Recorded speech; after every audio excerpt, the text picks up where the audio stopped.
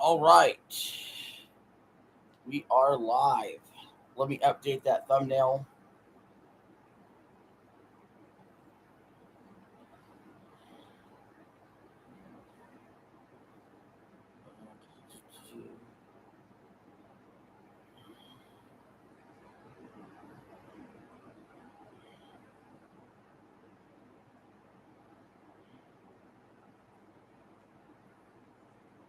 Save.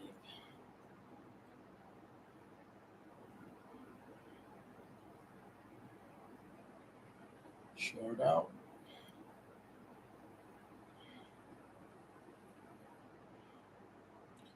Boy, it's 78 degrees in Paris today. Boy, did I wish it was a lot cooler in the United States today. They're lucky up there.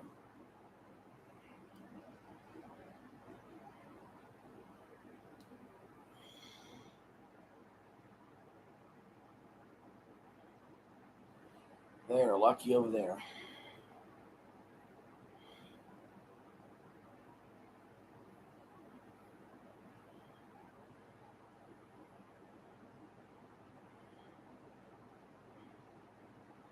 All right.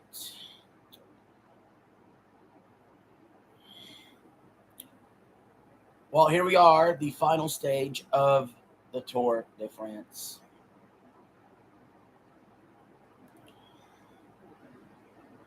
Henderson has the green jersey. Caparaz has the polka dot.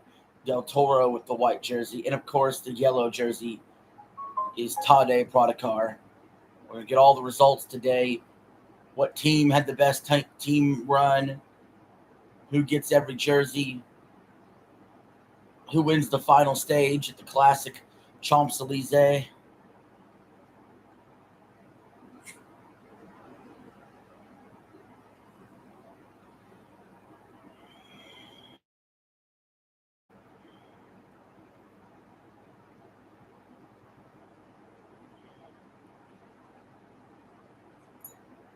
Will anybody make a move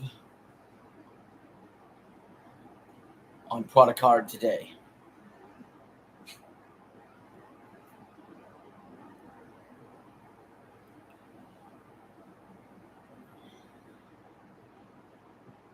You can put him in that GOAT conversation if he wins today, getting his fifth yellow jersey. Who is excited in chat? Let me know.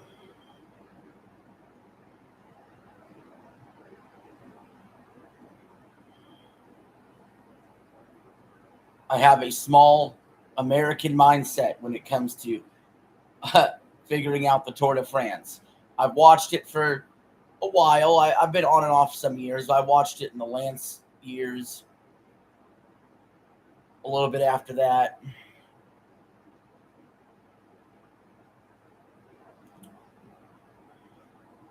I came back after 2020. I've really enjoyed the rivalry between Vindigo and Pogacar.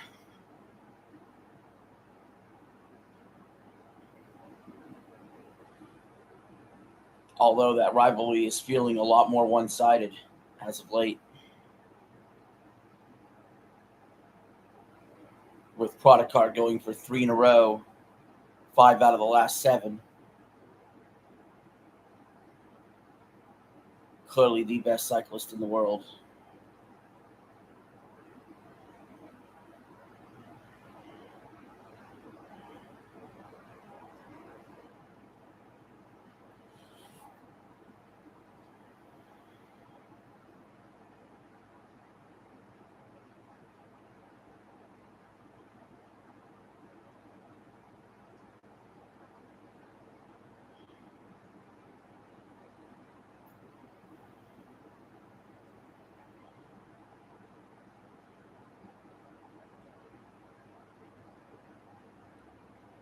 Look at that showing slow-mos, man. Hey! That's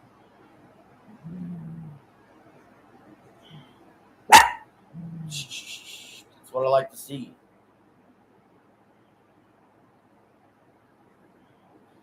I got on my yellow shirt for the yellow jersey today.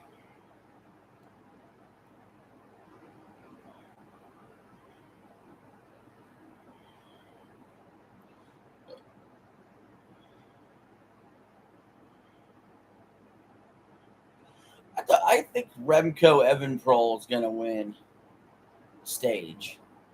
I get that feeling.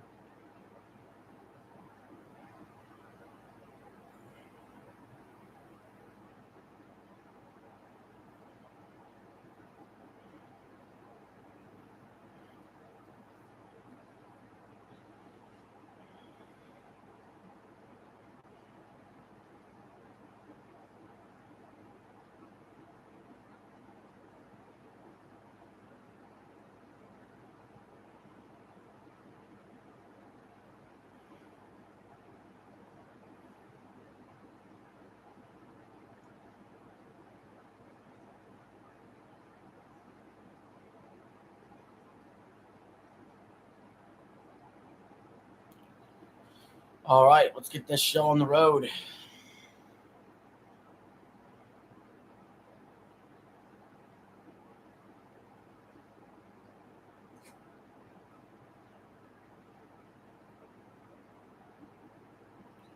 Hello, hello. Do we play? They say in chat.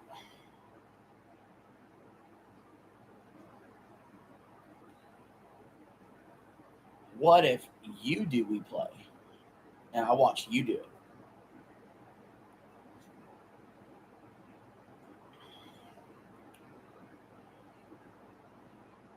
All right. Who wants the song? Doodles, you want to help me out? All right, who's ready?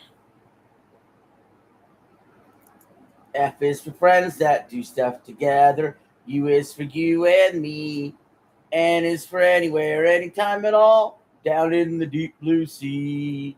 Down in the deep blue sea. Doodly. You're okay. There you go. Good girl. Good girl. Yes. All right.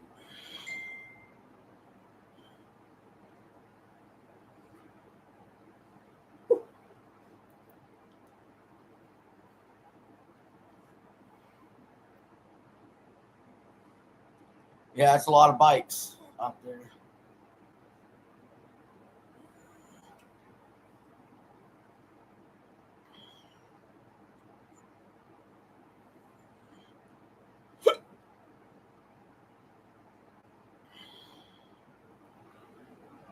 The yellow jersey, the polka dot jersey, the green jersey, the white jersey, all leading everyone out on this final stage.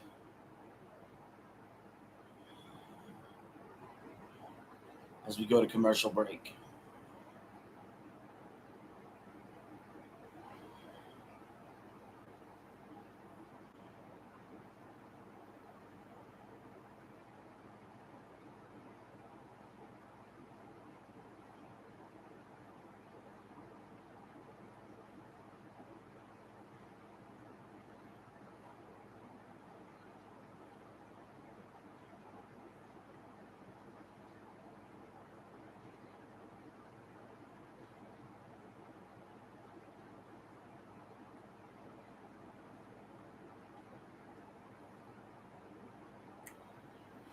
Oh, goodness. What are we going to do, guys?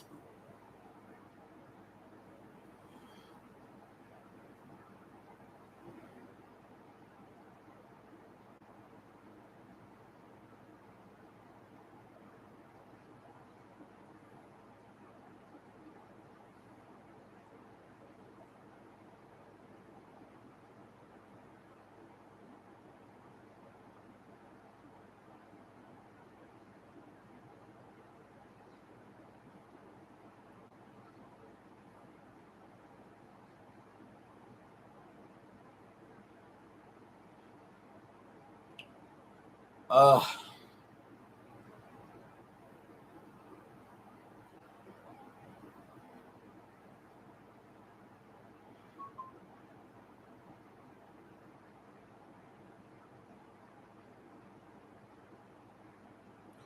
Man, I don't want to see that commercial. Sam, what's up, man? Who's going to win the tour today? Taking the obvious, or you got a surprise for me?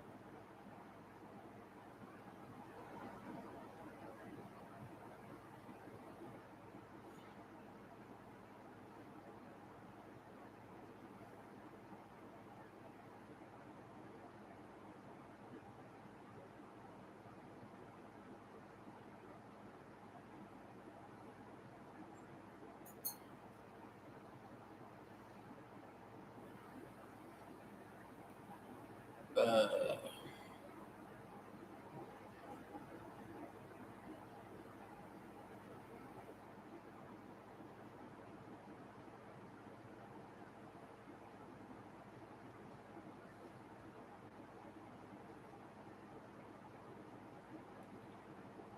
all right, so there are sprint points available. Maybe something to consider along the way. We got 16 kilometers to the next sprint. 77 kilometers left in this race. Speed's about 14 miles per hour. As you can see them racing along the beautiful coastline here on their way to Paris, where it is a nice semi-cloudy 78 degrees, which would sound amazing right now.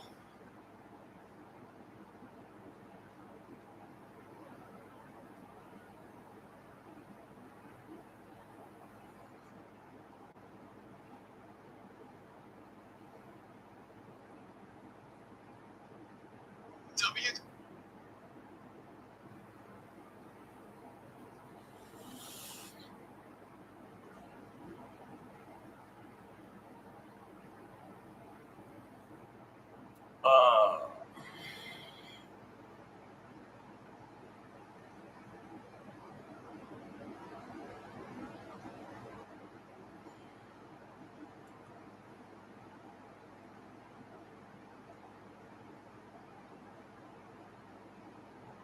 Team UAE is leading the front of the pack.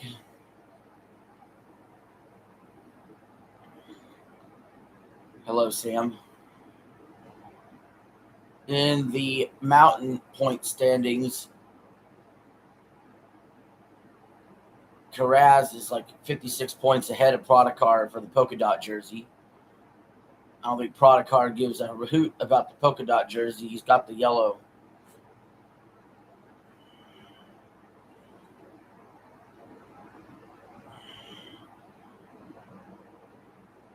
Lest they want to say the yellow jersey's not as important anymore as the polka dot or the green jersey or the white jersey, and have at it. But I still think it's about the yellow first and foremost.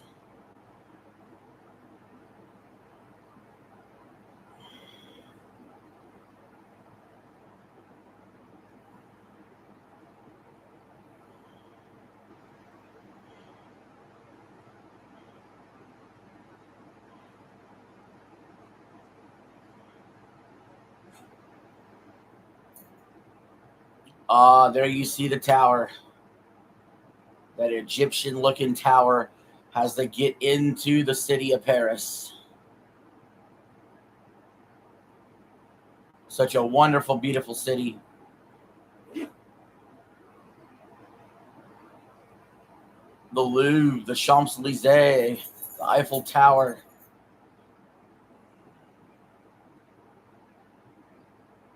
I do consider this site to be one of the top 3 most quote-unquote holy sites of sports, alongside the Masters, which is the same golf course every year, and Wimbledon.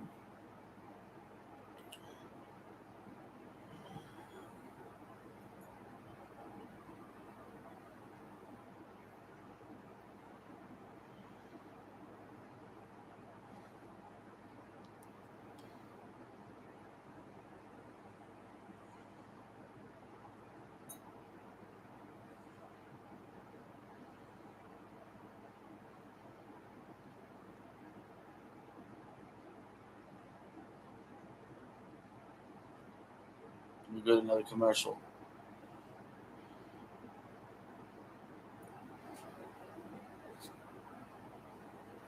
Oh, here comes Little Bite. Come Little Man. Come here, boy. He's a good boy. You good boy. Yes.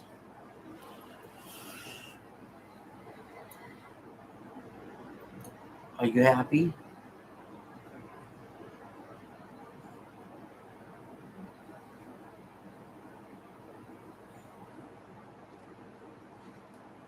I'm happy. I got my two little munchkins here with me.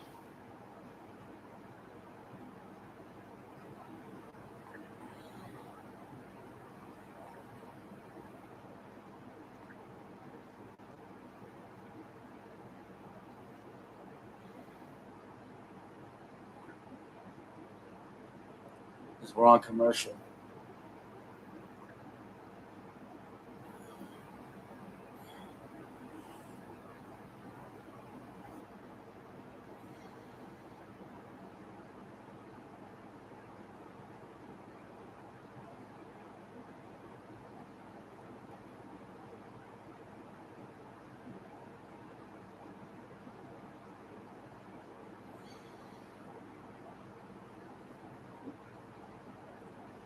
Oh, man.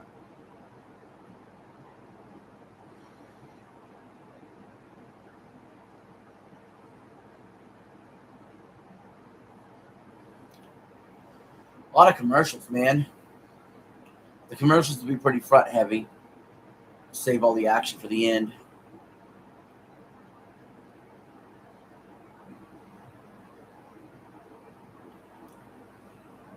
We're back. 44 miles to go in this race. One person's decided to break away. It's Weinstoffer. Weinstoffer has broken away from the peloton.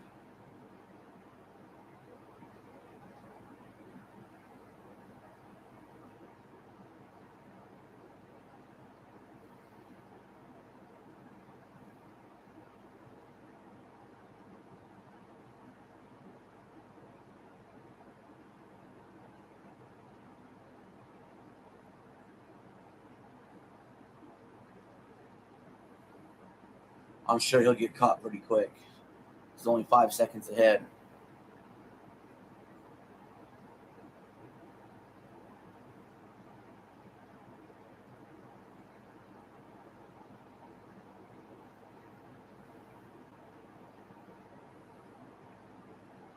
Oh, someone's got a bike problem. It's Egan Bernal.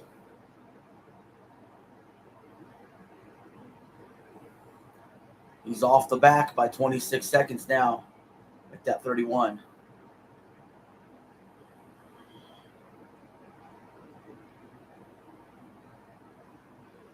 There's the golden statue. A man riding a horse. There's the Ferris wheel.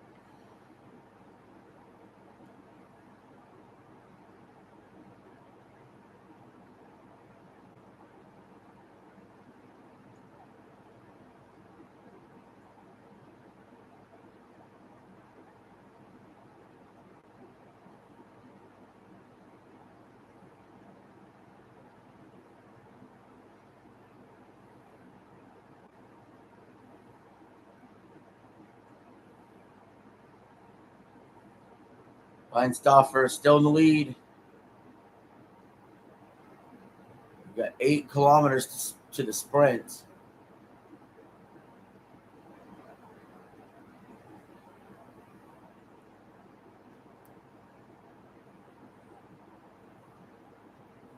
What you doing, boy?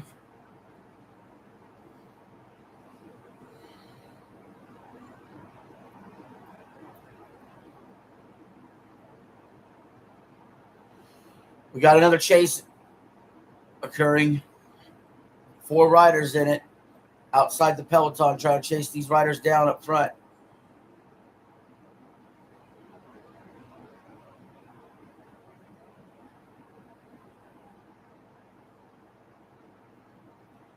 I think they'll have no problem catching up.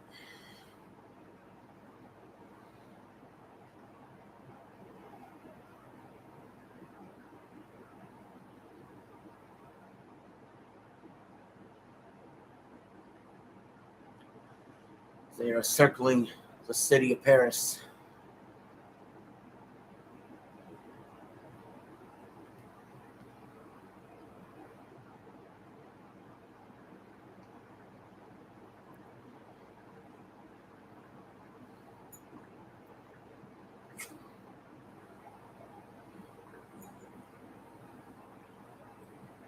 Hey, boy, what you doing, boy?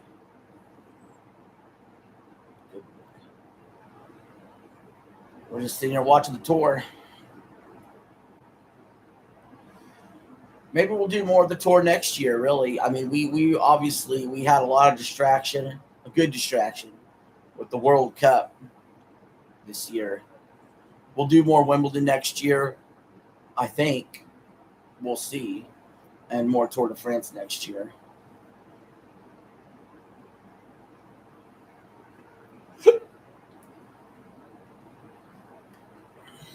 Hi, little man.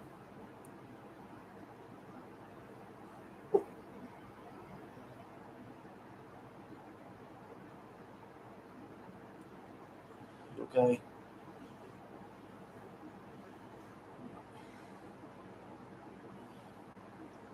Doing okay. Got that little abscess problem. Yeah. Good boy. We're on commercial. Y'all can spam in the chat whatever you like. Tell me who's going to win the stage. Tell me who's going to win the tour all together. Let's keep this rolling.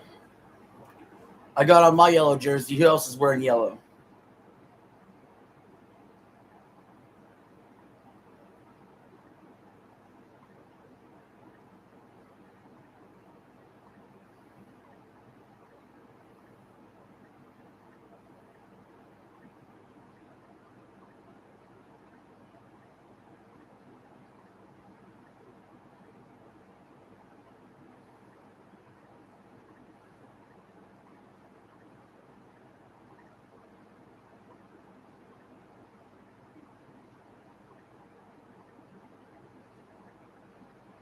Who else is wearing yellow?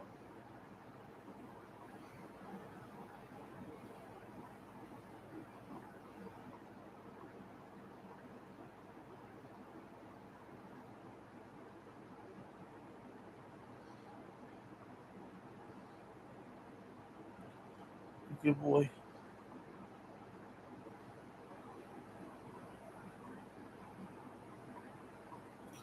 We're back. Man, France is such a beautiful country. Well, Paris is such a beautiful city.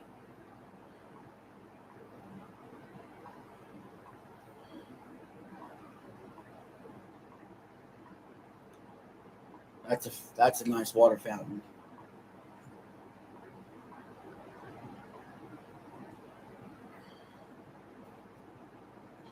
WE might be the best sport.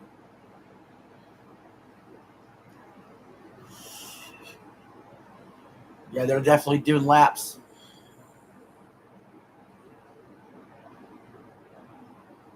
Peloton's all together 10 seconds behind Verstappen. 25 sprint points available for this intermediate sprint to first place.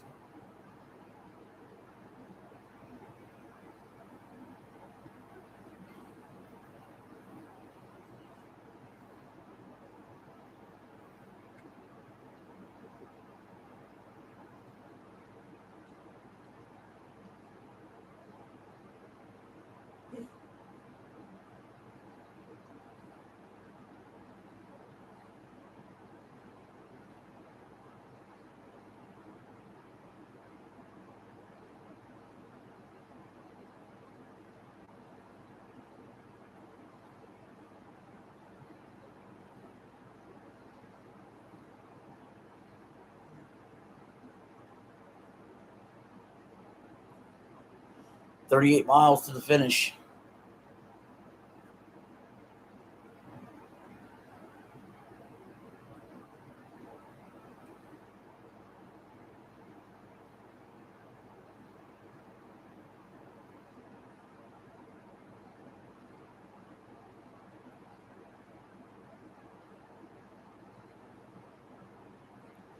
Hey, what's up, boy?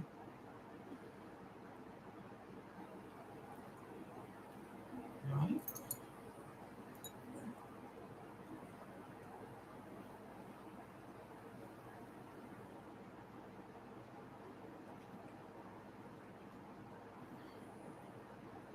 Hey! Hey! No! Be good. Quit, Doodles. Be good. Don't be jelly. I got two hands. I love both of y'all. Okay?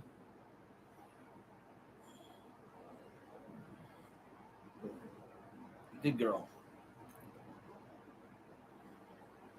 I got two hands. For a reason. I can pet both of you.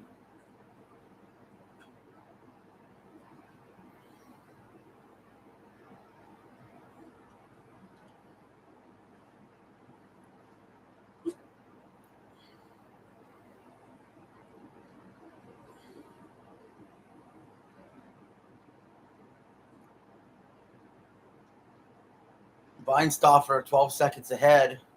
He's going to get the sprint points. His little trick worked there.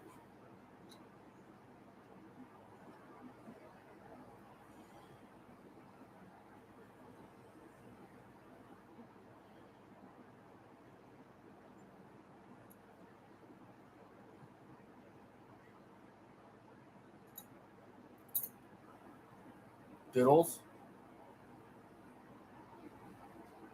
He wants to go. If he wants to move, he can move.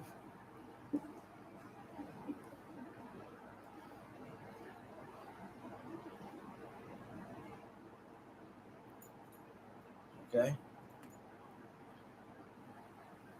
He wants to go to the foot of the cat chair.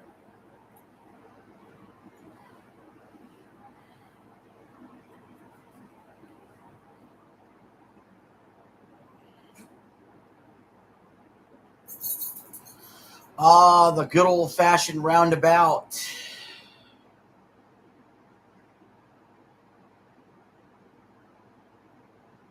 And the peloton is caught up. But Kirsch off the back is 38 seconds behind.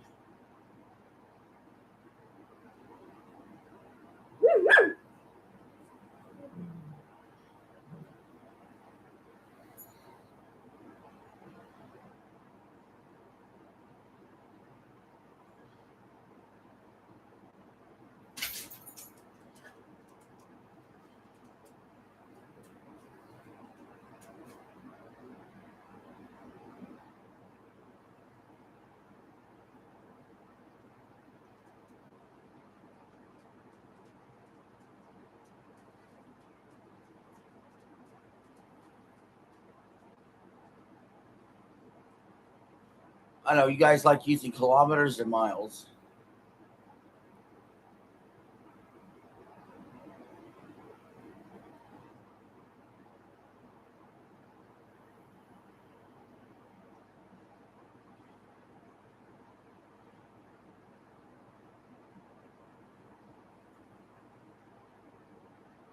It's commercial.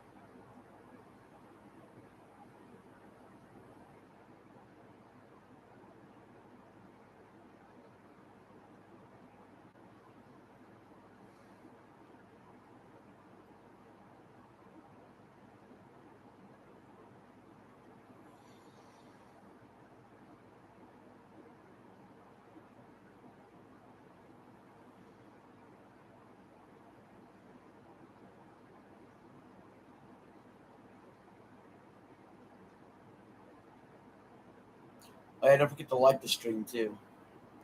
We're back.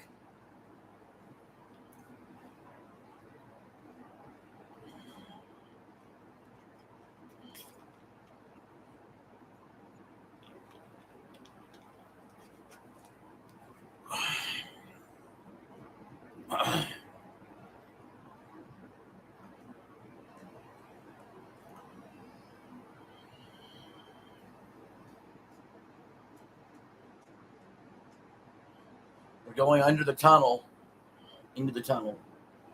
One of my favorite parts. And you see him come out of that tunnel as they pass the gold statue again.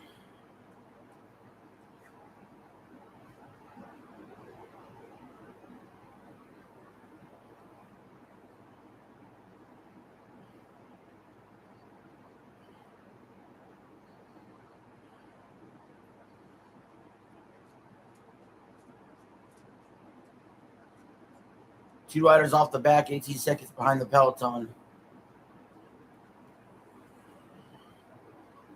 56 kilometers to go.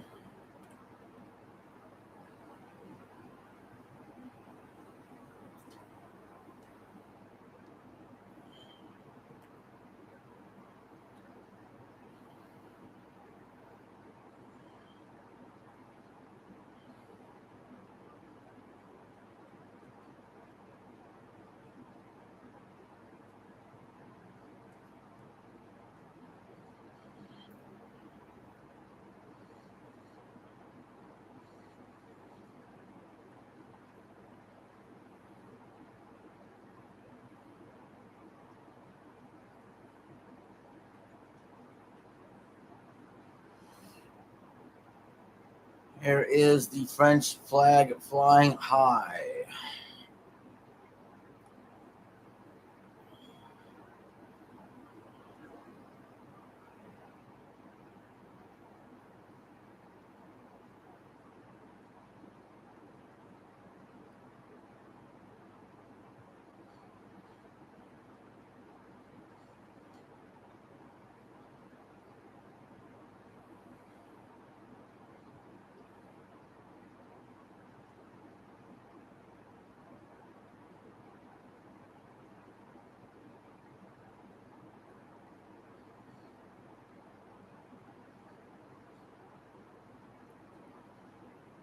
Five kilometers to the finish.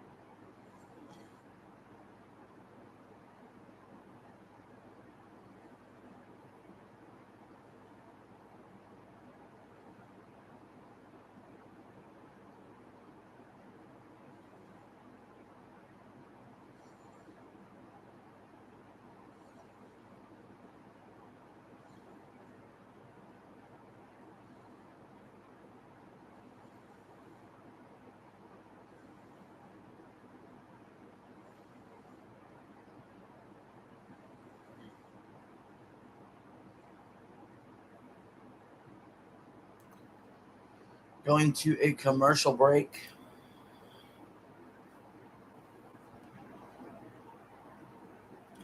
We're waiting for this race to heat up towards the end. We know that'll be a huge sprint. It's a lot of fun at the end.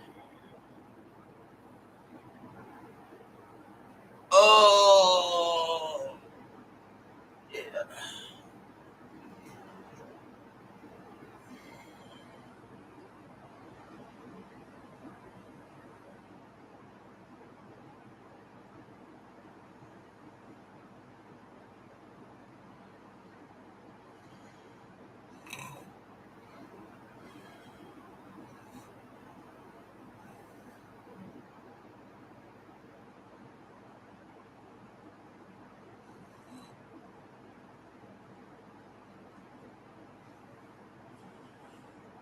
Uh, Commercials bore me to tears, man.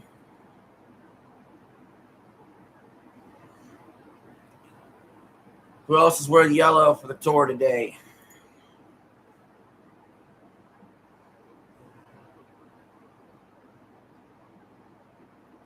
What has that been? Like 4 freaking commercials first hour?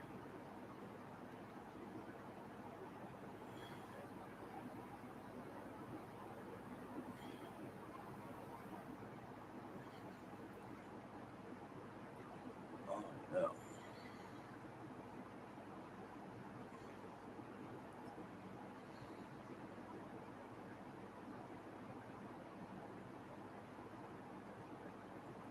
The hell is this?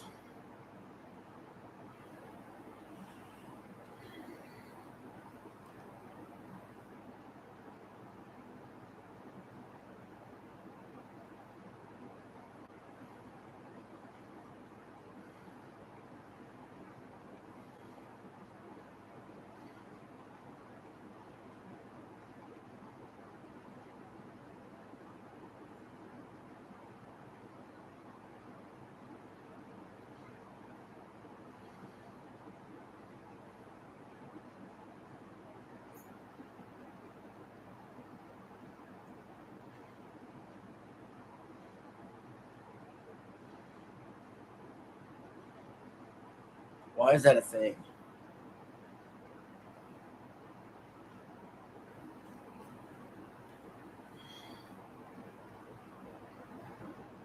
Why is Syracuse alumni facing off against Kentucky alumni?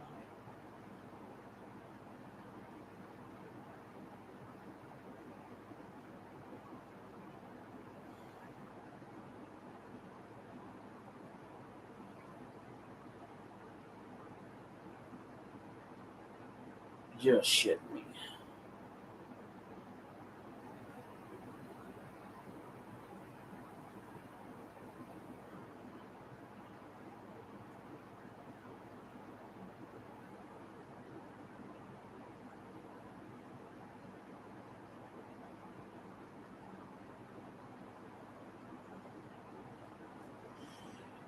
What's the TBT basketball tournament? I've never heard of such a thing.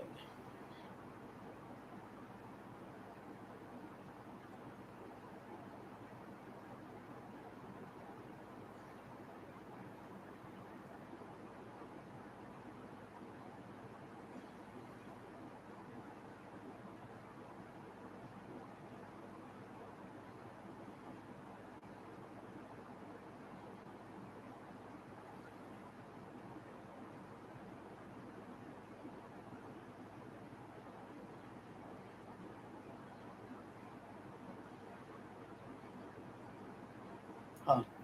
I never heard of such a thing. That's crazy. I don't know why CBS isn't coming in. I was just checking that out real quick.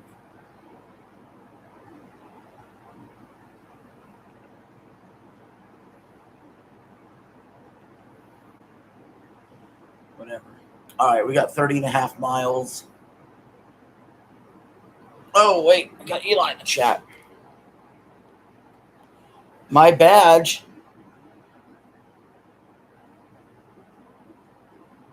I would do wings in a boxing match, yes. So, what's going on here in the tour? There's 2 people up front, and the rest of the group is 32 seconds behind. It looks very likely that Tadej Pogačar is going to win his 5th Tour de France the last 7 years.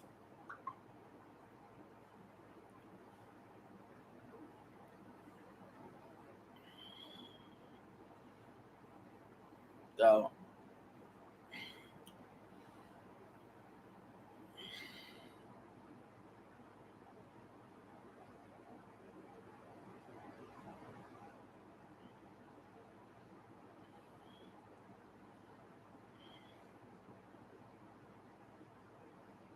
oh shit. There we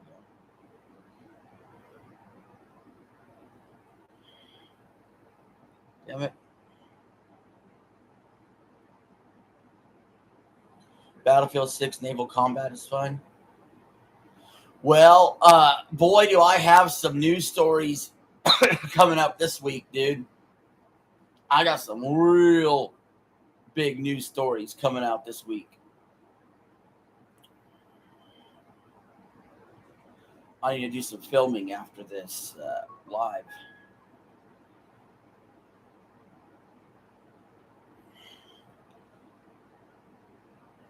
I don't know. Should I spoil you on one of them? The two leaders are 43 seconds ahead of the rest of the group. We got about 29 and a half miles left in this one.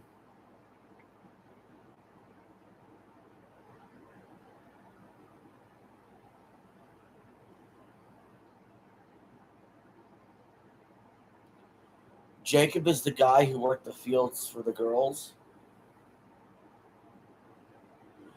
What Jacob are you talking about? Are you talking about my video today?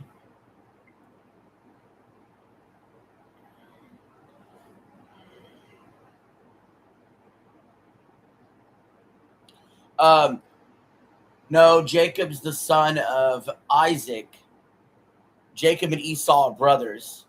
He's the son. They're the sons of Isaac. Esau was supposed to get the blessing, but Jacob, with help from his mother, tricked Isaac into him getting the blessing. But if you remember in the story, Esau gave up his blessing in an agreement with Jacob for a bowl of soup.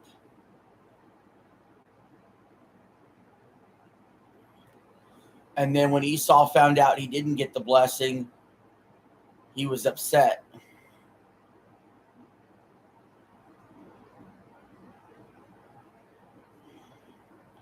Oh, I know what you mean. Yeah, he worked in the fields for 7 years. He worked not the fields. He worked. He was the farm hand so he could ask for Rachel's hand in marriage, but he had to marry Leah first, and then he had to work another 7 years to marry Rachel. Yes. Yeah, I get what you're saying now. Yeah, that happens after the blessing's given. And he had to go find a wife, and he wanted to marry Rachel, but then basically he got pawned off on the older daughter first, which was Leah, who he didn't love. And then him and Leah kept having kids. And him and Rachel didn't for a while.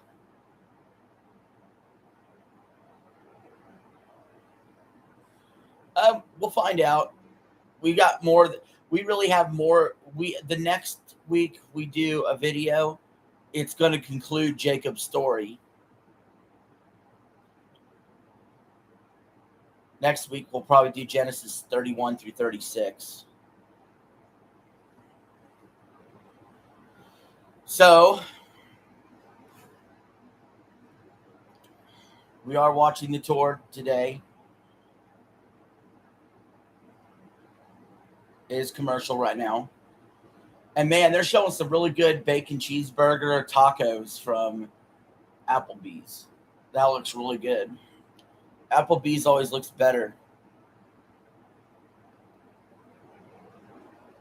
Little man was in my lap earlier in the stream. You can see him. He was in my lap earlier in the stream. He got up eventually. Thank you for liking the stream, by the way. I appreciate that. We'll set a likes goal.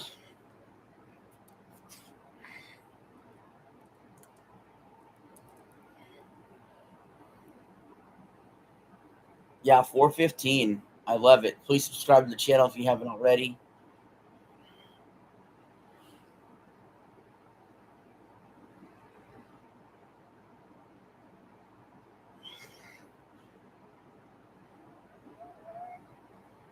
Let's see. What should I do for 10 likes?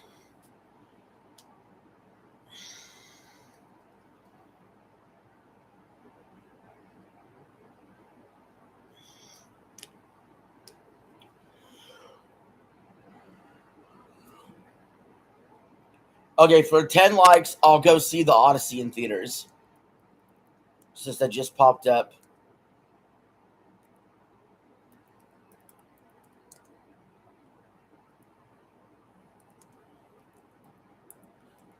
As a commercial. So 10 likes, I'll go see the Odyssey in theaters.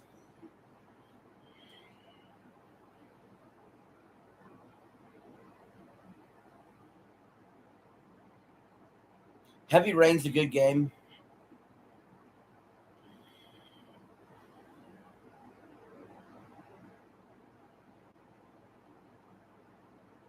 Del Toro's dropped to off the back of the Peloton. Uh-oh. White jersey might be in trouble for best young rider. I'm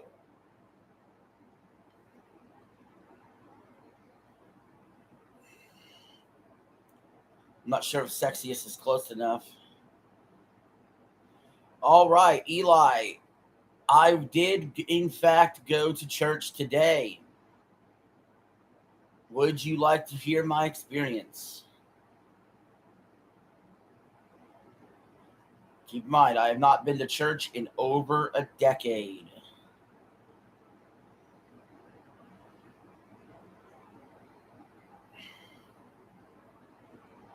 You overslept and didn't go to church?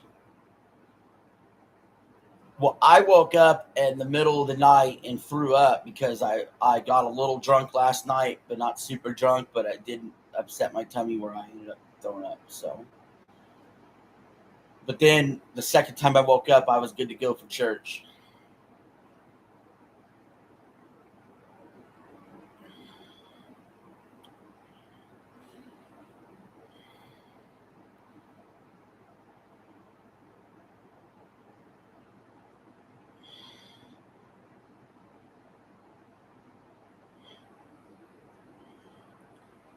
We got two riders up front.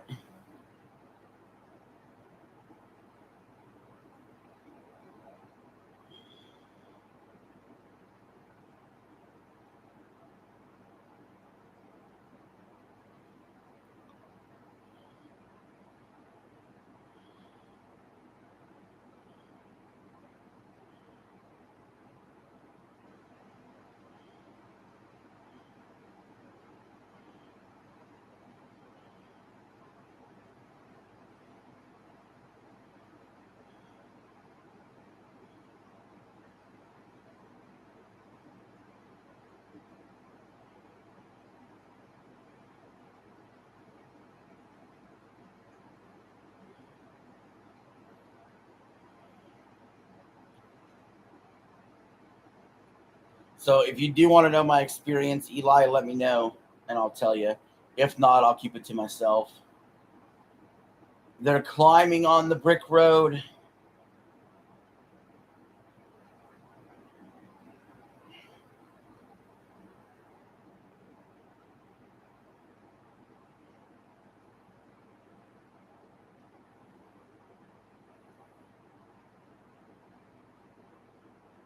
Yeah. Well, we might learn about some of that stuff in the next lesson. So,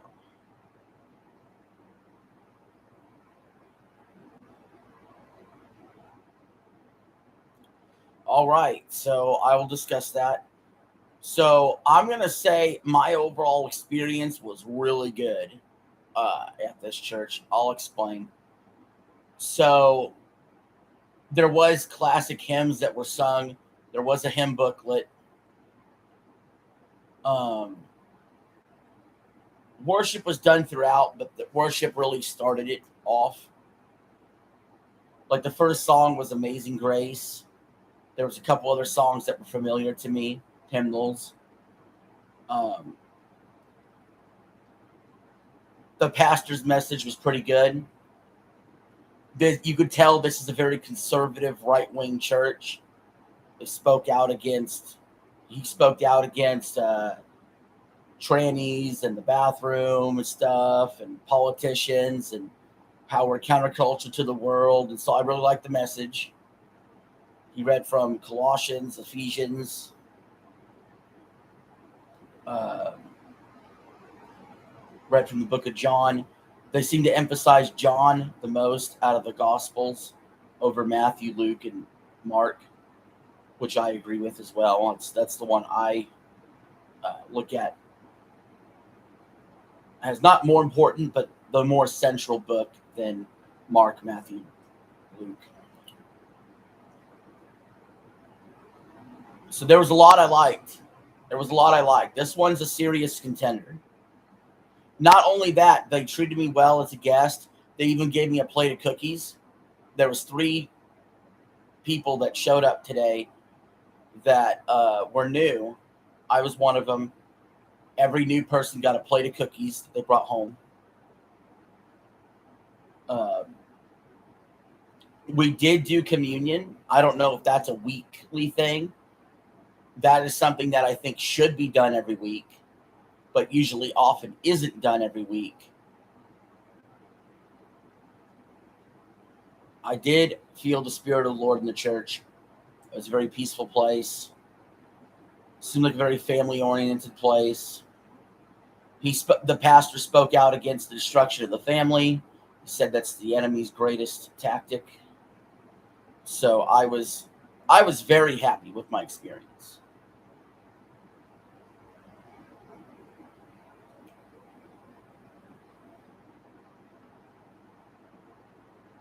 Now, again, it was non-denominational, so it's hard to know what to expect when you go in. But non-denominational church is the quickest growing denomination of Christianity, as we're on break right now for the Tour de France.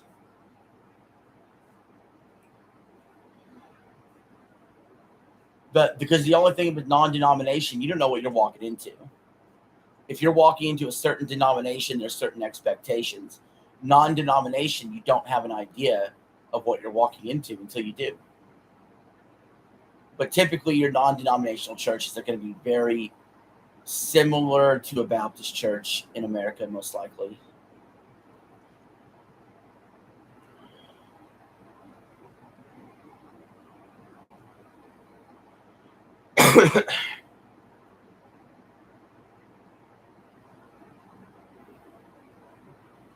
I will admit something, though, because I know this is true. At the very end of service, they sang a more modern song. And when they did that, when they sang a more modern song, the energy was up. And it made me, for a second, remember how great Pentecostal worship is. Because that's the best part about Pentecostal church, is how great the worship is. It's the most lively worship of any church. And for just a split second, I got it for one song. And I know it's definitely on the board that I go back to my old Pentecostal church. It's definitely on the board. But like I said, I want to try out some of these other churches first.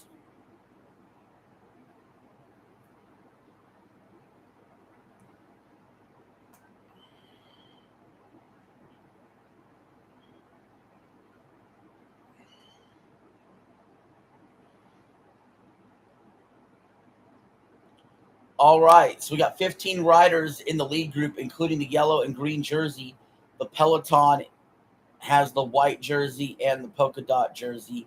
We got 37 kilometers to the finish of this year's Tour de France.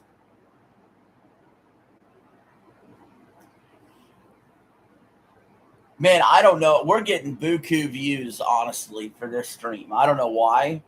I feel lucky. We've had as many as 9 people in here at once.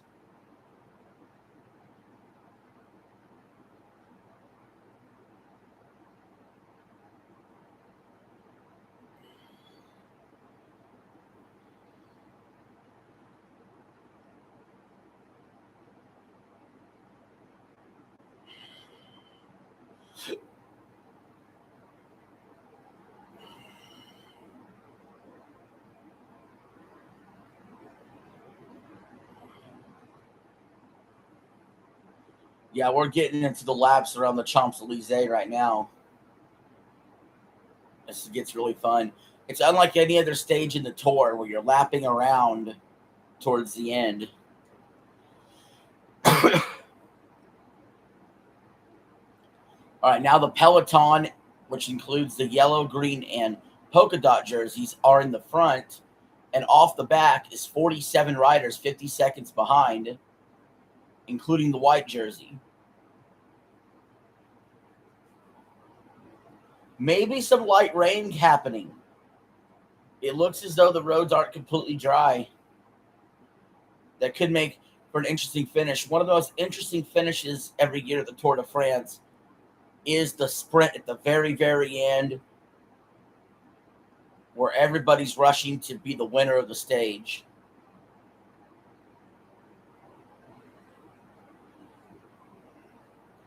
So Paul Sexius is 2 minutes and 14 seconds behind the white jersey. He's in the Peloton group. He's trying to maybe steal the white jersey from Del Toro for best young rider.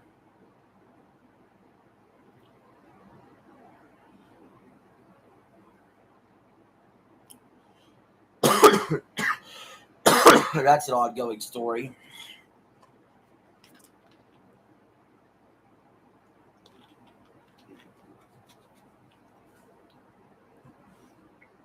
Remember, guys, 10 likes and I'll see the Odyssey.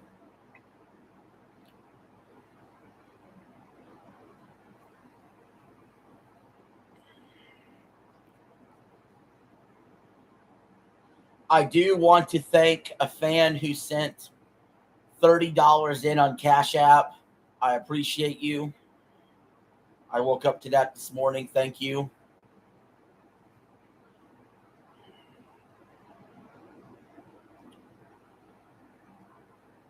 The Peloton, 47 seconds ahead of the 48 riders out back.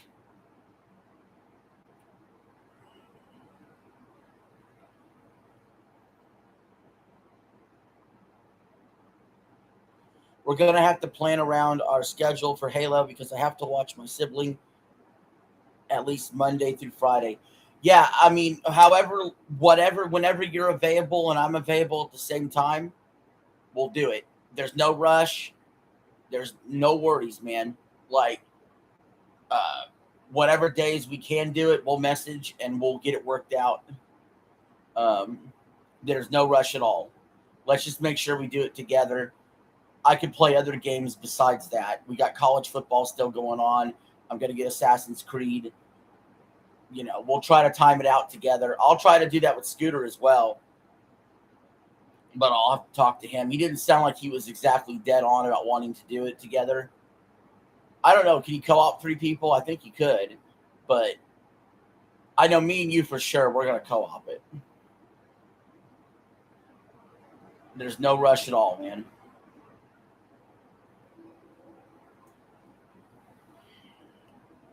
As long as I get it done before Halloween comes out, September 8th, I'm fine.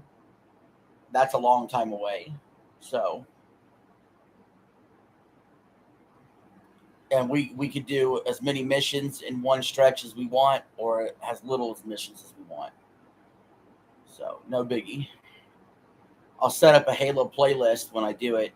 I have a God of War playlist set up. I took some of the God of War gameplay I've had from the PlayStation playlist, moved it off of there, started a God of War playlist to get prepared for God of War Lafay.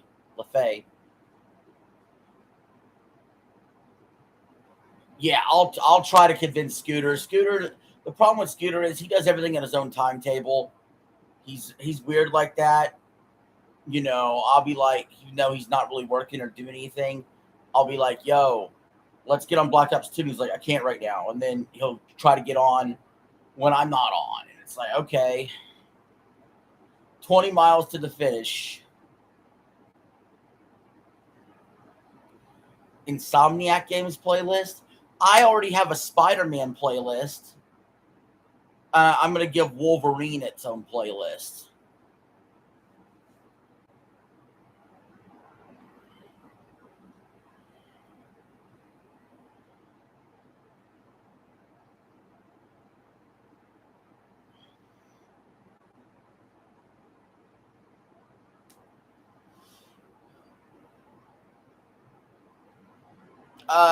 Anything Nintendo is just going in the Nintendo playlist, to be completely honest.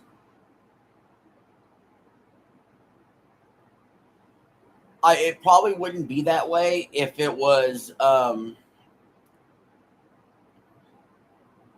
if it wasn't like an off-cam stream, but because it is, I just put it all in the Nintendo section. Yeah, I think so. I think Nintendo's just getting its games will stay in its Nintendo playlist. We're on commercial.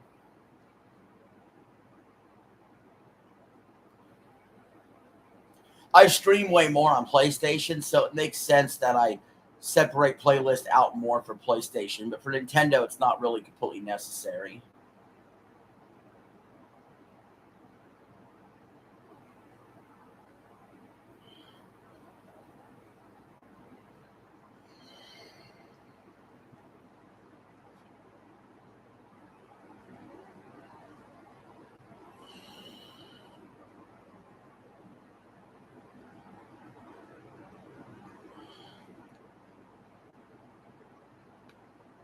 All the Nintendo stuff will just into the Nintendo section.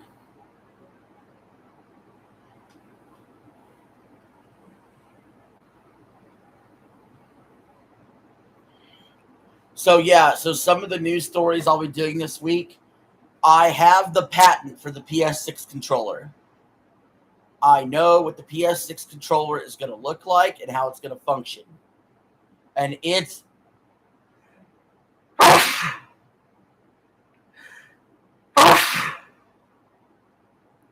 a disaster.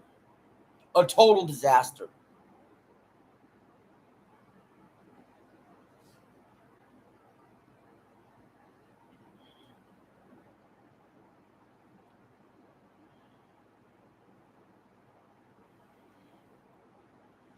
Yeah, I think part of the reason I'm not doing like a Mario or Zelda playlist or anything like that is because I did like a bunch of Mario games in one stream, and then I did a bunch of Zelda games in other streams.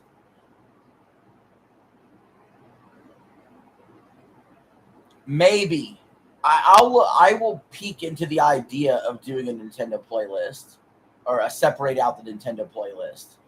Maybe. But I got to tell you about this PS6 controller, though. And trust me, I'm going to make a full video about it this week. The PS6 controller, not only is the PS6 getting rid of physical games, the PS6 is getting rid of physical buttons. The whole thing is touchscreen.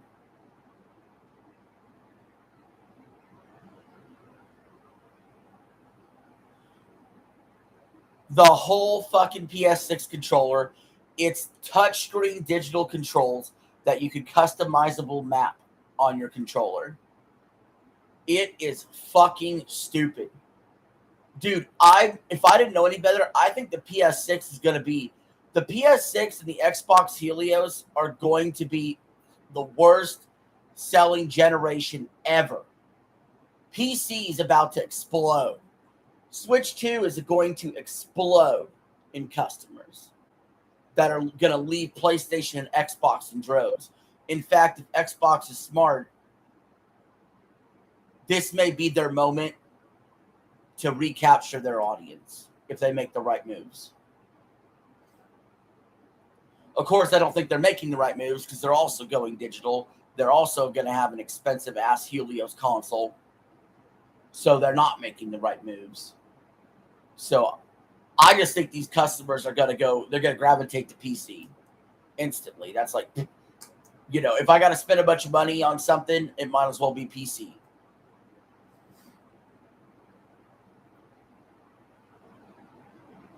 %5 of PC users are now Linux. 27 kilometers to the finish. They're on the climb, 2 of 3. Yeah, well, this leaves gaming in a really awkward spot. You know what? I think Nintendo's really the answer, to be completely frank. Like, if PC is too expensive because of RAM, if PS6 is too expensive and ridiculous and has no physical games, if Helios is too expensive, ridiculous, and has no physical games, and what does that leave? Nintendo's the affordable option. Nintendo's getting more third-party support. Nintendo and mobile, and also people keeping their devices longer. You think anybody wants to upgrade their PS5 to a PS6 anytime soon with this news? Why would anybody want a crap-ass controller, an expensive-ass console, and no disk drive to play games that are not exclusive to the PS6 that you could play in your PS5 anyway? Well, would you look at there? In one of the leaders is Tade Prodikar. I don't know why he's even doing this. He doesn't need to. But Tade Prodikar is one of the two guys up front.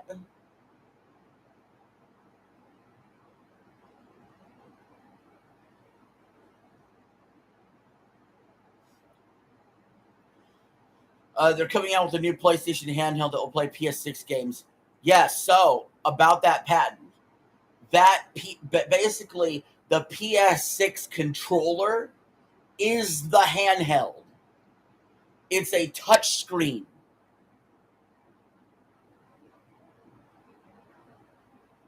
It's like playing on your phone. And then it connects to your PS6 base. That's what that is. That's what the patent shows.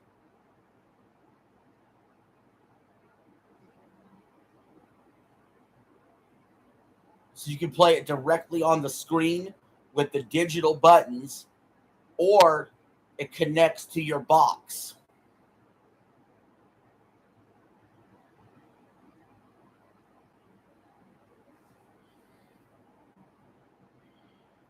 Which means controllers are going to be wildly expensive if you want extra controllers, because every controller is essentially its own console. They don't care about couch co-op games. They only expect you to have one controller. How much is a PS6 handheld only going to cost? That would also make it the most expensive controller of all time.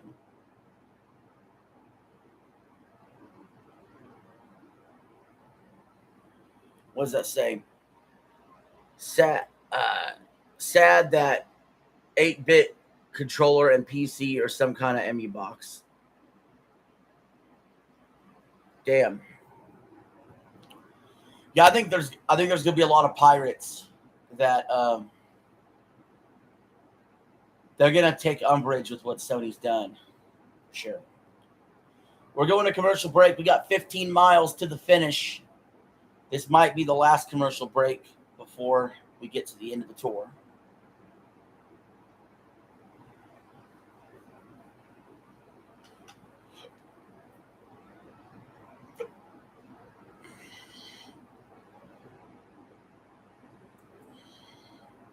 All right, let's kick around. Let me look at the playlist for you, Eli, since you mentioned it. Let's kick around some ideas.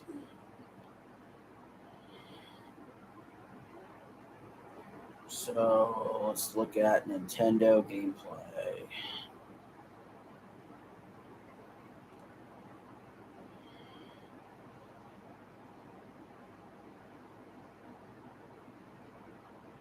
See, if you look at Nintendo gameplay, I got 25 videos in there.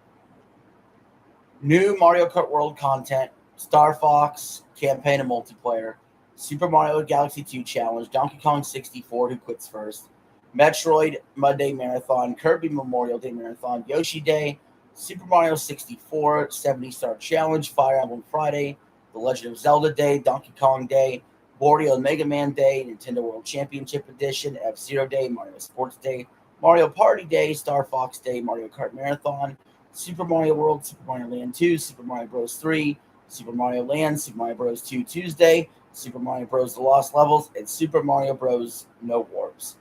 The only playlist that's viable in here would be Mario.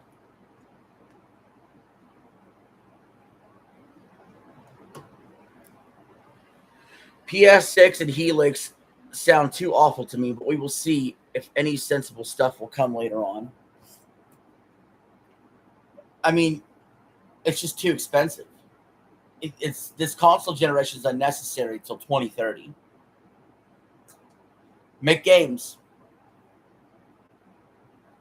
Is that hard to do? I mean, if you're Sony, why do you have to come out with PS6? You got like 100 million PS5 out there. Make games. What's so bad about continuing the PS5 generation? 12 and a half miles to the finish. It's starting to get sunny out there.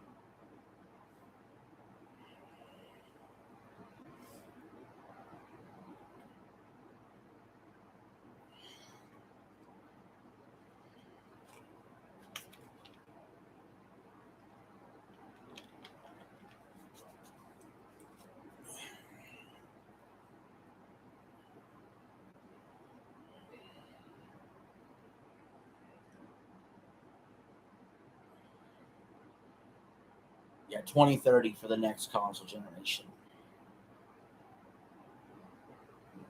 That's what it should be.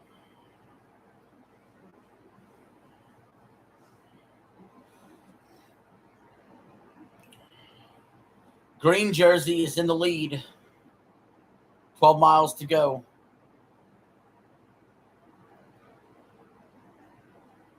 Yellow jersey's with them.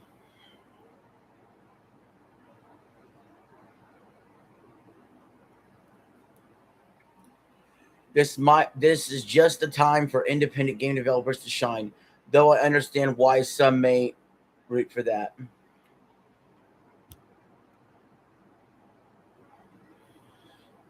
I think anything that is affordable to people has a leg up.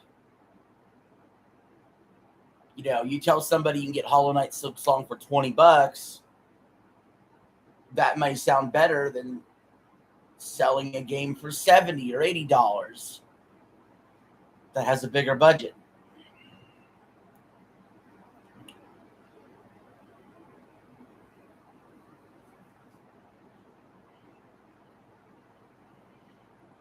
I went all digital only for a while now, but I still think it's important to have physical around. I do think Nintendo is doing it the smart way, where their digital is $10 less than physical, or their physical is $10 more, however you want to see it. But I mean, that's how you incentivize people to go even more digital. But you don't cut off digital, or you don't cut off physical. I mean,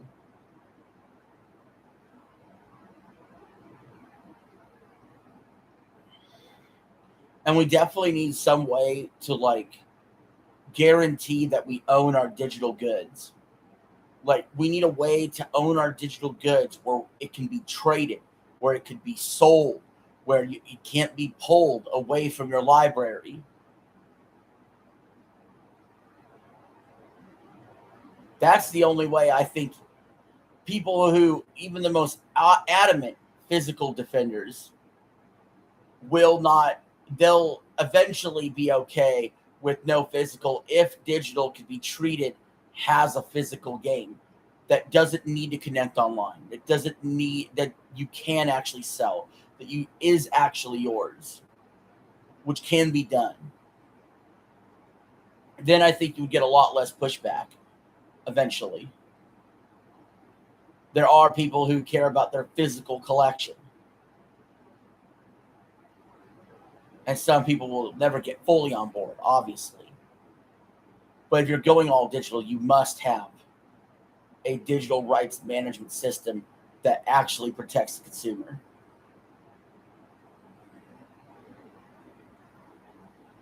We got 17 kilometers here to the finish. The peloton with the yellow, green, and polka dot jerseys in the lead. Chase 1 is 11 riders, 43 seconds behind. And the group with the white jersey is 71 riders behind at 348 behind.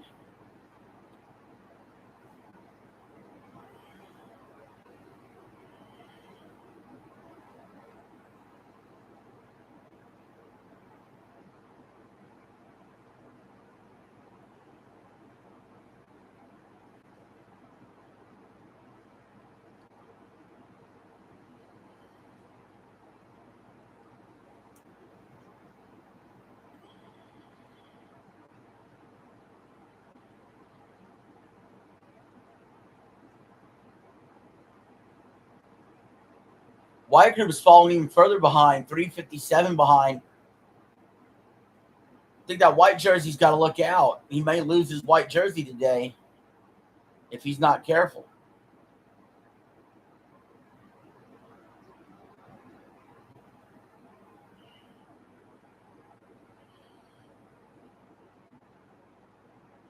$10 miles to go.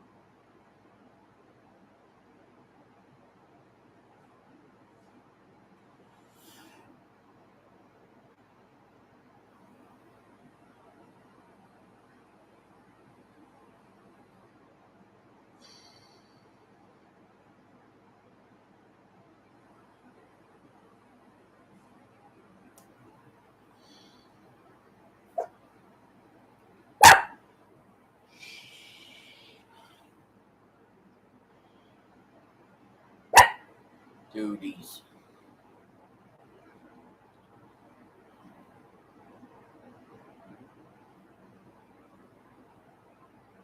I'm going to curious to see what the time is.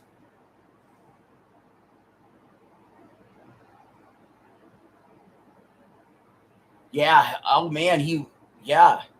Sexiest could get the white jersey.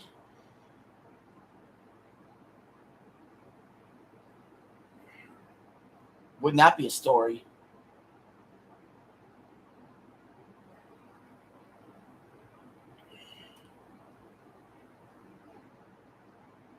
Because Paul Sexius is only 19 years old in his first ever Tour de France. Could get the white jersey if this holds, where Del Toro is 4:53 behind the peloton. What is going on with Del Toro?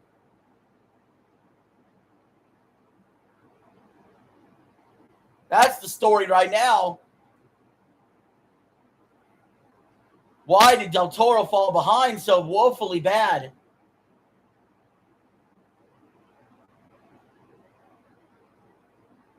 We're going to commercial.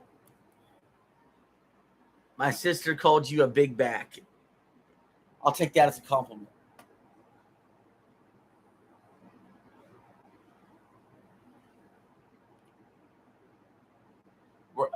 Hopefully this is the last commercial. I can't stand even another commercial.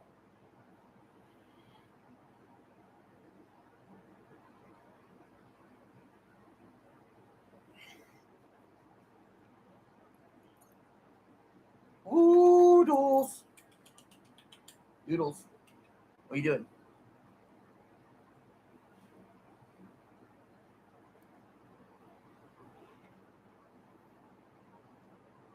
Doodles?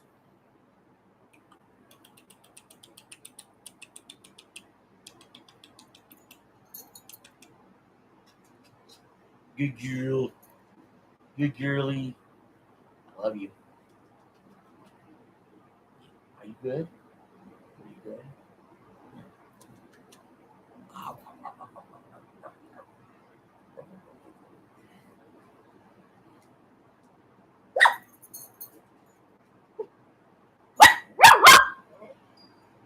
Let's see. What does chat say?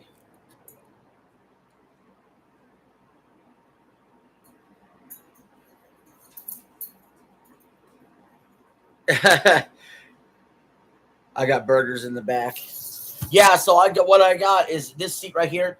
I have my legs are kicked out on the footrest, and I can lean back and chill or lean forward. It's a very comfy seat. Sometimes I fall asleep sitting in this seat.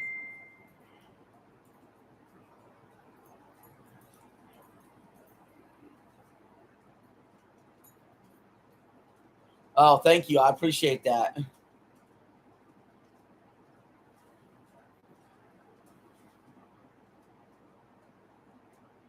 So we got the peloton in the front here, 11 kilometers to go, 18 riders behind in chase one.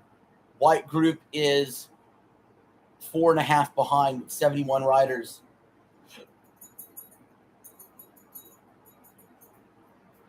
Yeah, if these results hold, Paul Sexiest from France will win the white jersey for best young rider.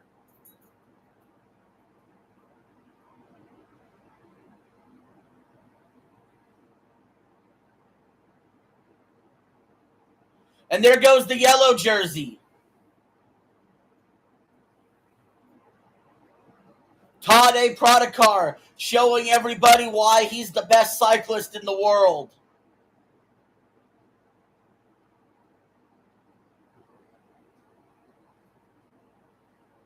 Little man sleeping back there now.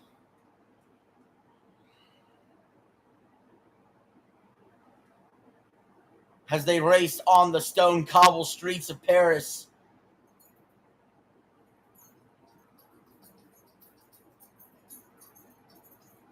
Two riders out in front. One of them is Tadej Pogačar, best cyclist in the world.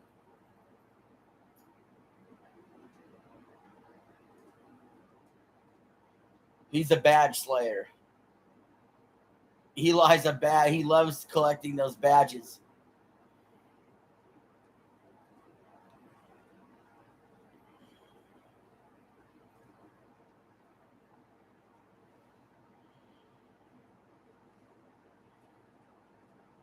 Six miles to go.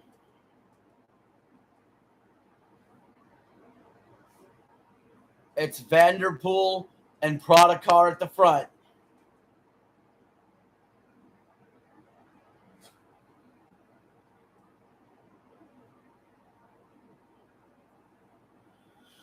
Come here, Doodles. Want here?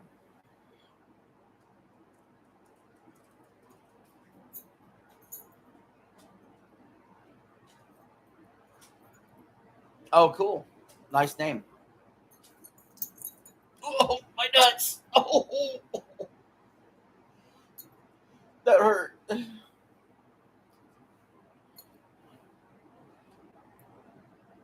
least you're not a big dog.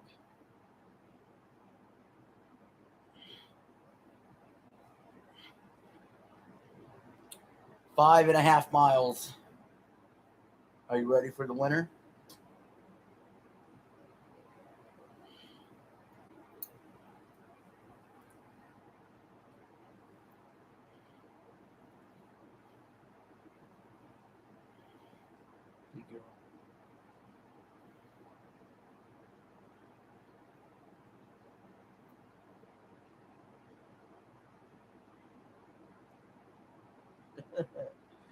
You're so cute. Yellow jersey out in front. It's Tadej Pogačar. Maybe he's looking for a stage win, too, on top of winning his 5th Tour de France the last 7 years.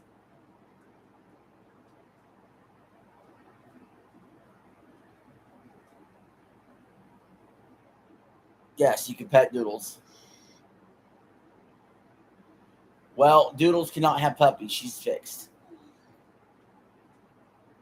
Because she used to have seizures, and she wasn't mating anyway with Little Man. It wasn't working. Little Man's too big for her. So we fixed her, so her seizures problem would fix. And she's only had one seizure since she got fixed. So I'm grateful for that.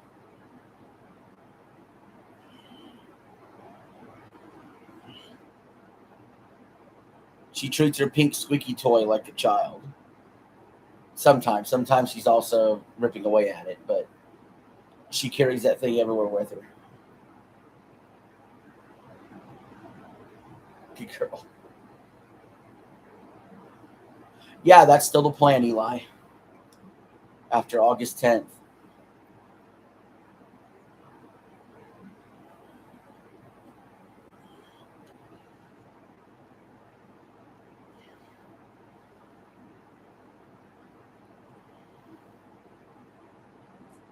We got 6.6 kilometers to the finish.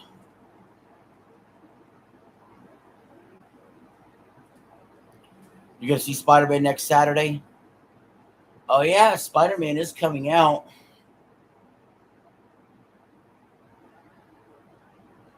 I can go see that Friday.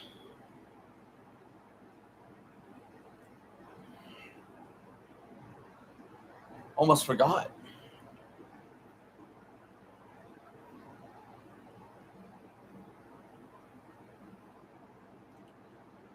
$3.8 miles to go. I would say this. I will give a spoiler-free thoughts on it, and then I will tell you spoilers start now, and then don't watch the rest of the video. Okay? So I'll do like a spoiler-free part, and then I'll do a spoiled part when I do the video. I'll make clear when the spoilers start. So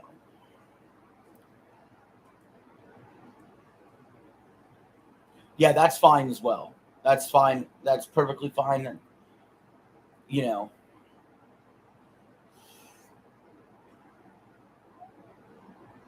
that I would recommend that anyway. I'm still just gonna do like a spoiler-free part and then get into spoilers in the second half of the video.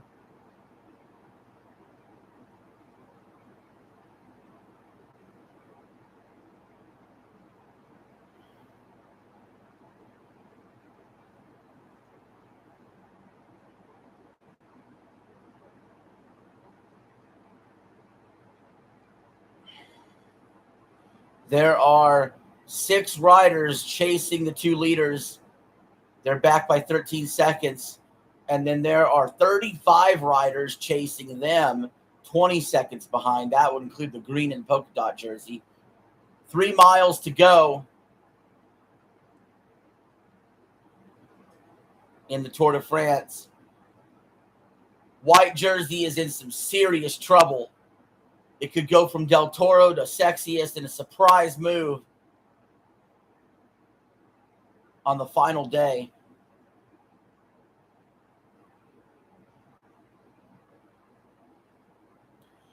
Yeah, that does happen to some people too. I don't get like so like nitty gritty in the plot when I do a review, even when I do spoil it. But there are when I do a review, there are certain things I have to talk about that will go into spoilers. I just always try to make clear where the spoiler free part of the review is, and then where the spoiler part of the review is.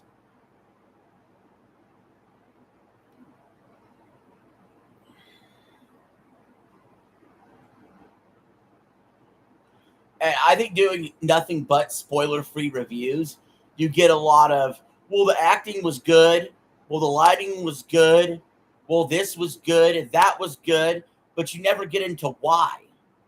And that's why you have to spoil in a review. A little bit, at least. Thank you for that tip.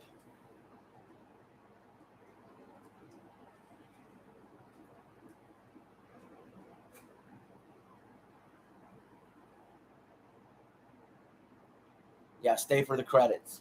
2 miles left. There's 2 leaders ahead of the 41 riders that are chasing. 12 seconds behind. One of the 2 riders in the front is Tadej Pogačar. Very rarely does someone cross the finish at the final stage of the Tour de France in such a small group. It's usually a huge group at the finish.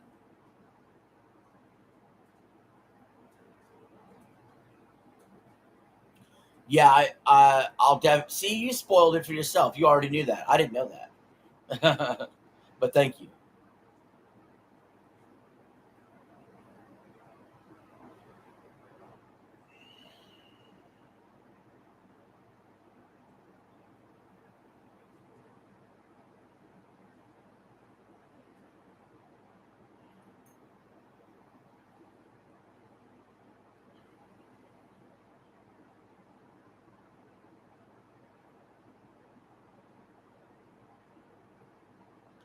There's a rumor Wolverine is getting racist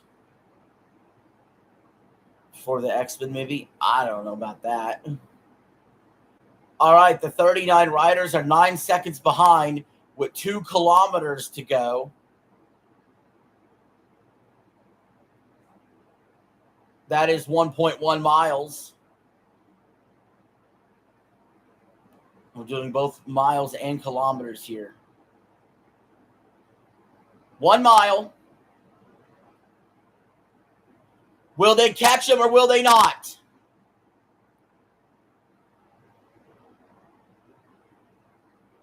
Tade Prodakar up towards the front. Fair enough. I must admit, I was surprised how many is affected by them when I briefly ran into a group chat. I had a no spoiler rule there. Yeah, you got to be, spoilers. I can understand why people get mad.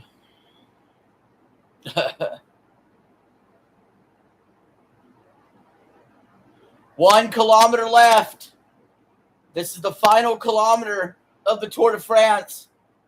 The 38 riders are 5 seconds behind. They're trying to catch this group, which includes Prodakar in the front. It's going to be close. 840 meters to the finish. 774 meters left. They're about to catch him. 690 meters. Blue jersey takes off. Completely takes off on his own. Leaves Prodakar behind. Crash! Huge crash!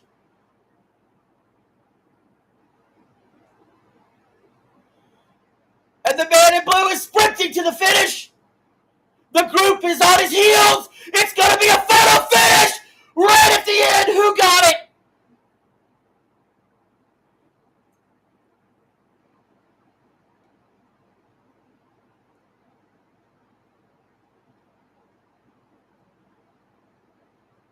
It could be one of 4 men. It was a photo finish.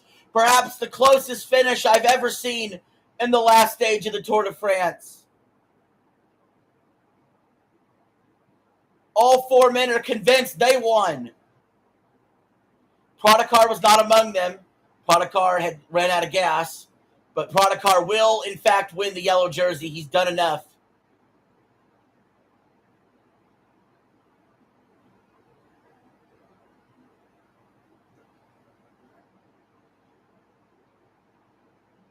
And it was the rider in blue. He held on.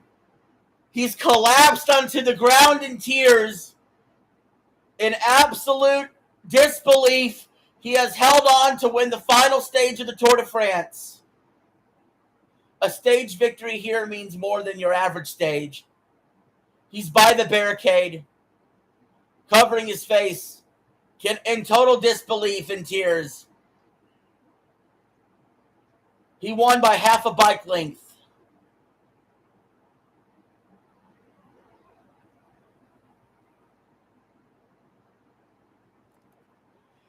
Never seen anyone excited about bike racing. Did you place a bet? No, that's just my personality. I love calling sports, and I get excited when I see something cool.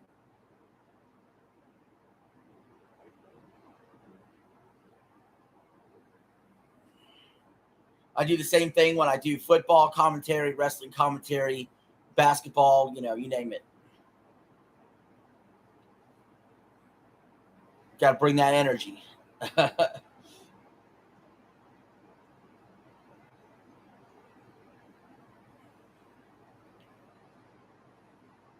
I'm pretty sure Paul Sexius has won the white jersey, which is a total shock. Del Toro completely mismanaged it. But yellow jersey is going to go to Tade Prodakar for the 5th Tour de France in the last 7 years. It was Matthew van der Poel who won the final stage for the Netherlands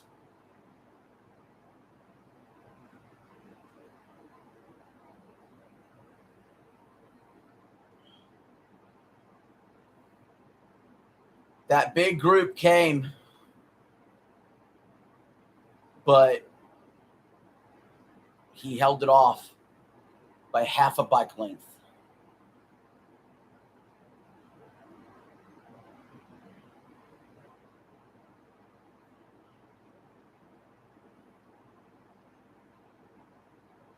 We're still counting down the time behind the winner. There's still people crossing the finish.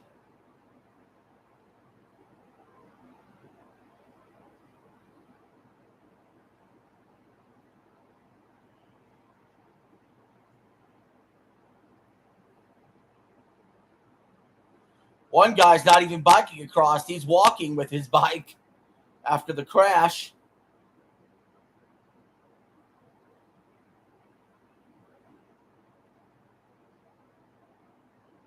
Now he's on his bike and he slowly crosses the finish line.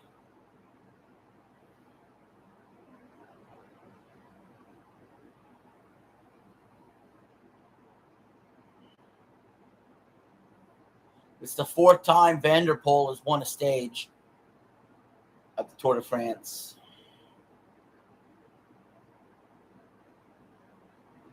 I think he's in pain. I mean, he was just on the ground, just grabbing at his chest like, so glad it's over. I put all that energy into it.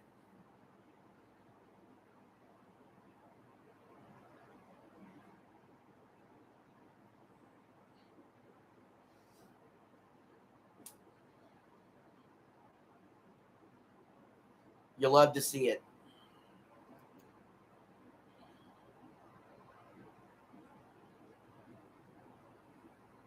As he kisses who I presume is his wife.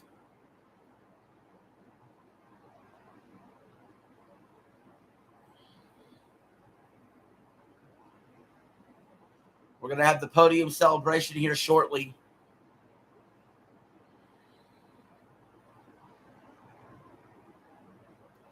We're going to find out, although you probably already know, who won the yellow jersey, who won the white jersey, the green jersey, the polka dot jersey, which team had the best time overall.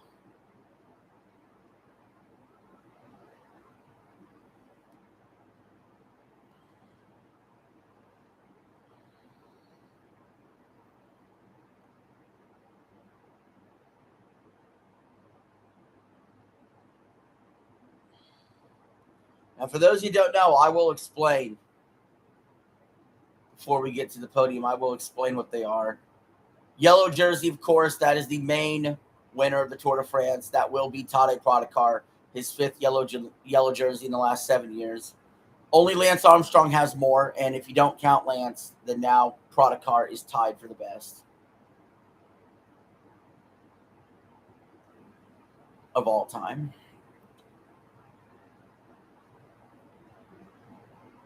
Holds up that 5. He knows it. So yellow jersey's the best time. They keep track of all your time from the 3 weeks of traveling in the Tour de France, through the time trials, through the mountains, through the sprints, through all the stages. White jersey does the same thing, but it's for best young rider. And that's the big controversy today. Del Toro had it, and he was way behind Paul Sexius today, and it looks like Sexius might have won the white jersey. The 19-year-old French cyclist making his debut, which is a big deal for the Tour de France. They're going to be rooting for this guy to finally win a yellow jersey for France. It's been a long, long time since someone from France won the yellow. And he will be a contender for years. See ya. Hello, hello. Bye-bye. If you're leaving. Thank you for showing up. And we do have the polka dot jersey is for best up the mountains. There was mountain points. You get points for being first, second, third, so on and so forth, going up mountains. That is the polka dot jersey.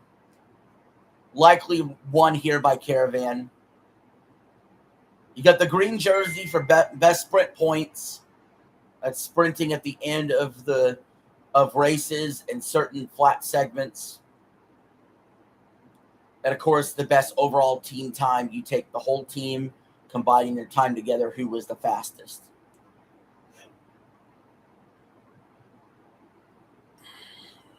So we go into the podium soon and figure all this out.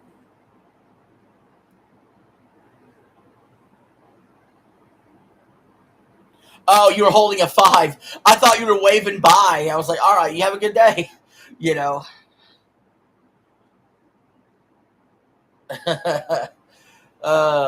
That's funny. So yeah, a lot to celebrate here.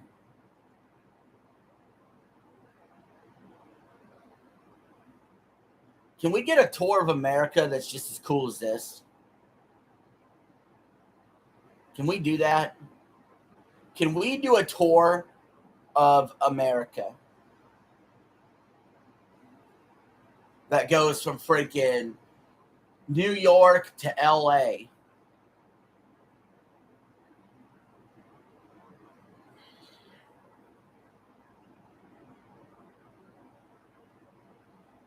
Or no, I got it. Have them race down I-70. Have them race down I-70.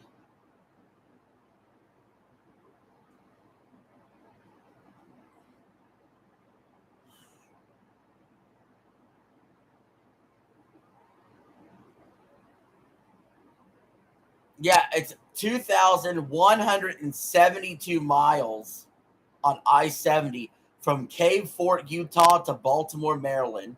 Have them race down I-70 in the U.S.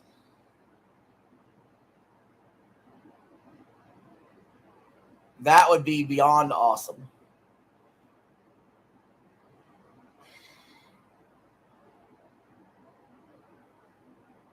Is that the largest U.S. highway? No, there's one that's better. Fuck I-70.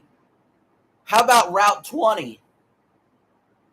That goes 3,365 miles from Boston, Massachusetts to Newport, Oregon. Let's freaking go. Let's freaking go. Start it in Boston.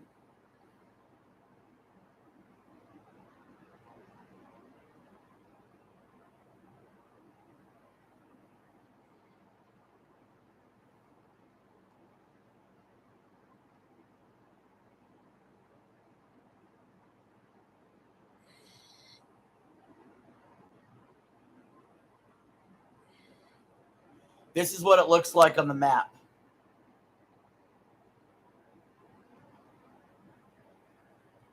That red line, that's US 20. We could do that. How many miles are in the Tour de France? Are in the Tour de France. Okay, so here's the problem. The Tour de France is 2,200 miles, so doing I-70 would be a lot more accurate to doing the Tour de France if you want to make it about the same length of race.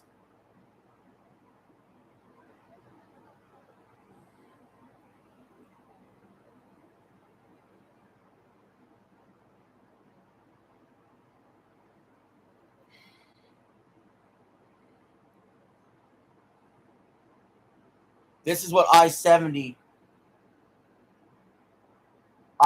would look like this on a map. That's about the same length as the entire Tour de France.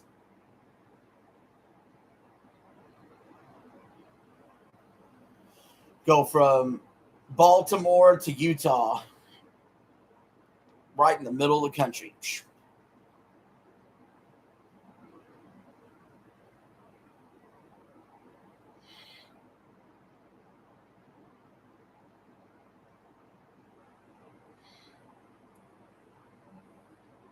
We're on commercial. Hopefully the last one before we do the podium celebration.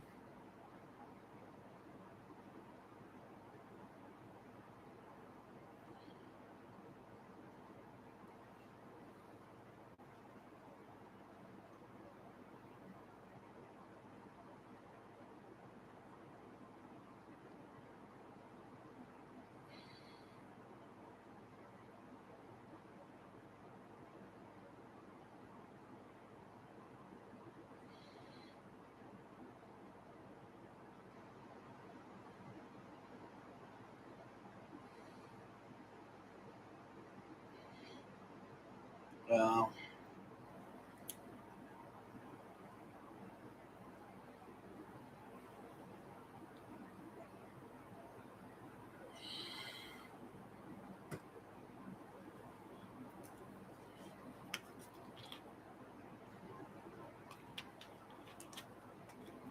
who knows? This might be the last sporting event we do for a while. I mean, with the British Open being done, with Wimbledon being done, World Cup's done. Now the Tour de France is done. We got NFL preseason coming up, and then college football, then finally the regular NFL season. Maybe we get a baseball game in there too.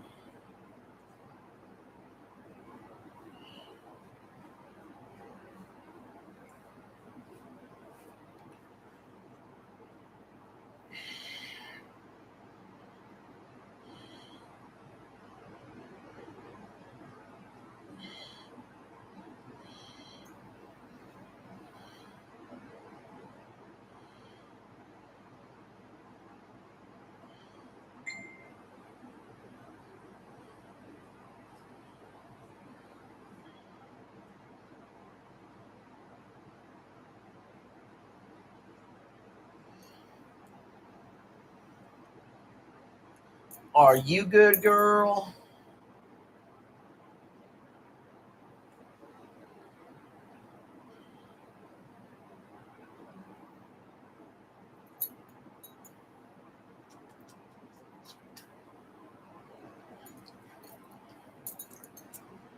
Good girl.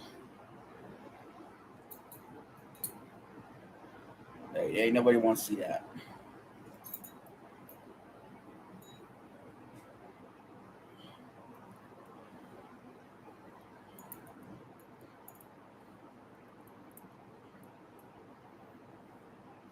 All right, they're celebrating the stage winner, the man in blue.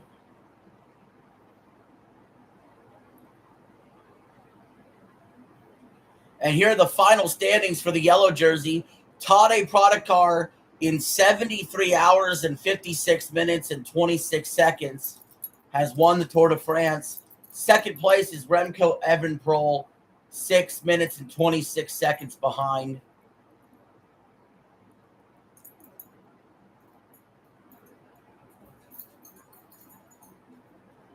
And there's the man of the hour. Tadej Pogačar stands atop the podium for the yellow jersey. Second and third place next to him at the podium.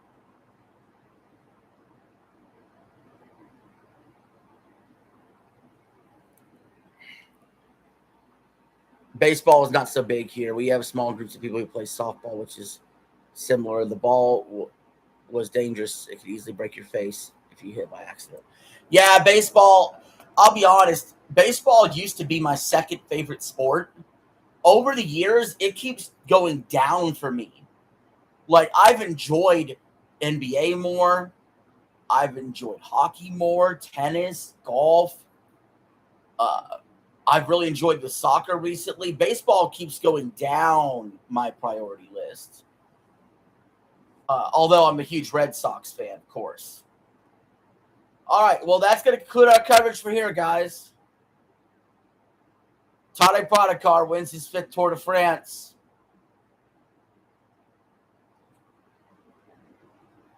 I will see you all very soon. Thank you for the support. This stream did really well. I'll see y'all later.